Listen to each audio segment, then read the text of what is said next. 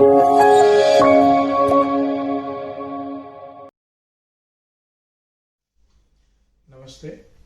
मैं हूं doctor Digesh Thakkar, MD Ayurveda. आज हम आयुर्वेदा और इमरजेंसी के बारे में बात करेंगे। एक हमारे पास पेशेंट आए थे जो इमरजेंसी केस के अंडर आते हैं। वो दुबई से आए थे। उनके प्लूरा में इफ्यूजन था, यानी फ्लूइड कलेक्शन था, वाटर कलेक्शन था। असाइटिस यानी पेट में भी पानी था। पैरों में भी इतनी सारी सूजन थी कि वो 5 मिनट भी खड़े नहीं हो पा रहे थे। सारे रिपोर्ट जो करे तो उनका ईसीजी इको भी हुआ था और वो पैटर्न में भी चेंजेस हुआ था। वो वैसी कंडीशन थी कि उनको जब वो दुबई से चेक इन कर रहे थे तो वो अलाउ नहीं कर रहे थे कि आपका कंडीशन उतना सुटेबल नहीं है कि आप ट्रैवल कर सके। जब वो हमारे हॉस्पिटल में आए तो फिर हमने वो सारा केस स्टडी किया और ये सारे फाइंडिंग्स थे, जिसमें लंग्स में पानी था, असाइटिस यानी पेट में पानी था और स्वेलिंग था काफी पैरों में। फिर हमने ट्रीटमेंट प्रोटोकॉल शुरू किया। विद इन अ वीक सारा स्वेलिंग जो था वो कम हो गया और जो वाटर कलेक्शन थे वो सारा क्लियर हो गया। उसके बाद हमने एक बस्ती नाम का ट्रीटमेंट रहता है जो बॉडी को रिजुवेट करता है। वो ट्रीटमेंट हमने कंडक्ट किया और आफ्टर 21 डेज के बाद हमने सारा रीअसेसमेंट किया कि फिलहाल कंडीशन क्या है। तो उसमें pleural effusion normal, ascites normal और पैरों का सूजन भी पूरा चला गया था। उनका जो वेट था वो काफी लॉस हो चुका था। जब ट्रीटमेंट में आए उस दौरान उनका 30 kg के आसपास वेट था और हीमोग्लोबिन 7 था। लेकिन आफ्टर ट्रीटमेंट वो हीमोग्लोबिन जो है वो 11 हुआ। दूसरा उनका वेट जो है वो 43-44 तक पहुंच गया। तो कहने का पॉइंट ये है कि अगर आप डायग्नोस प्रॉपर करते हैं तो इमरजेंसी भी बहुत अच्छे से हैंडल हो सकती है। Thank you so much.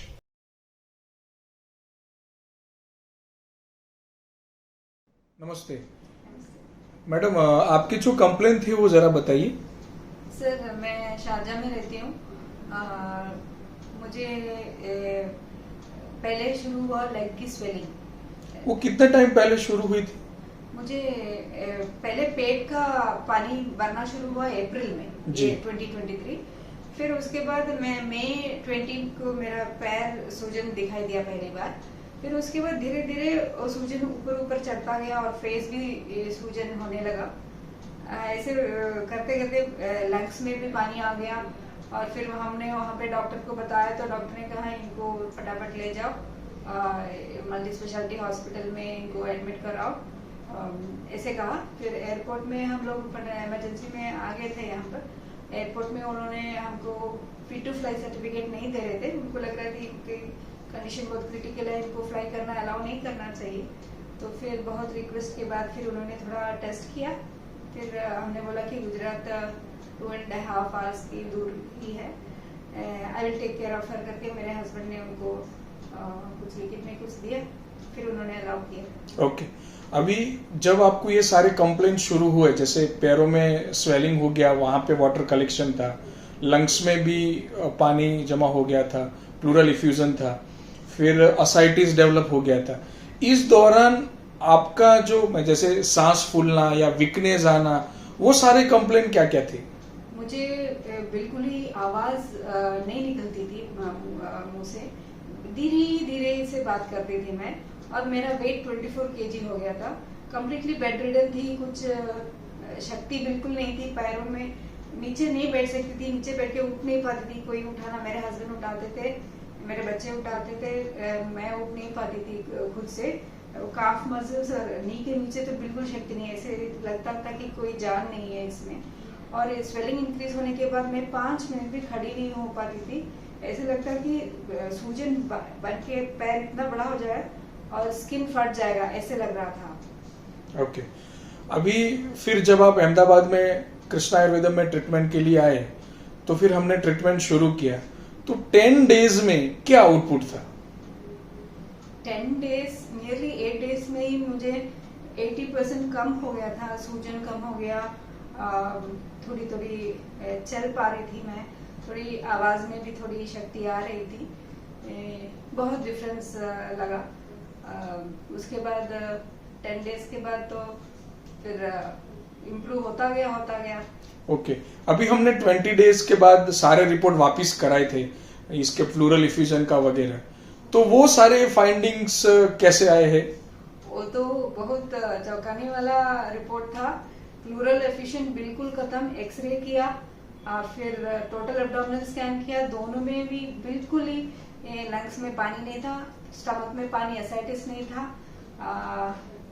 और सारे रिपोर्ट्स, ब्लड इंप्रूव करना शुरू हुआ, हीमोग्लोबिन बहुत कम था, 8.5 जैसे, फिर इतने डेज में ही 9.5 हो गया ब्लड, पूरा नॉर्मल आने, लिवर फंक्शन, रीनल फंक्शन और लंग का सारे टेस्ट सभी नॉर्मल आए। ओके पहले आप 5 मिनट खड़े नहीं हो पाते थे, अब कितना वॉक करते हैं?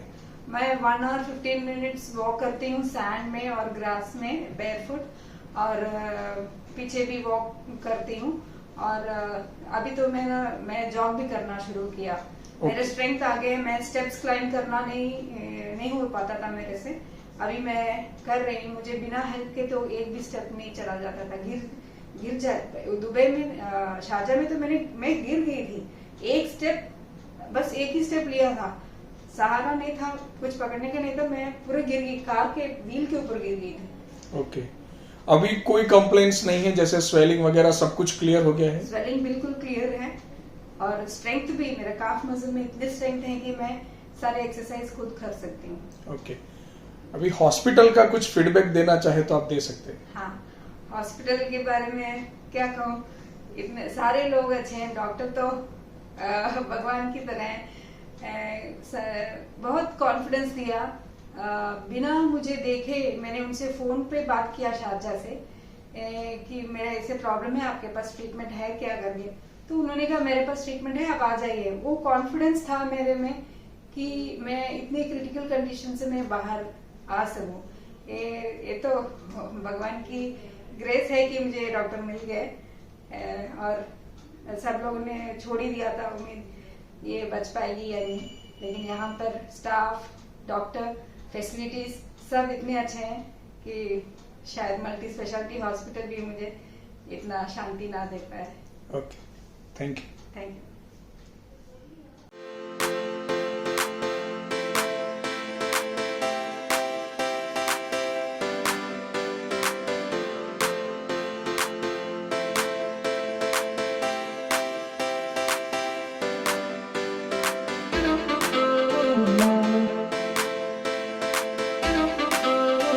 you.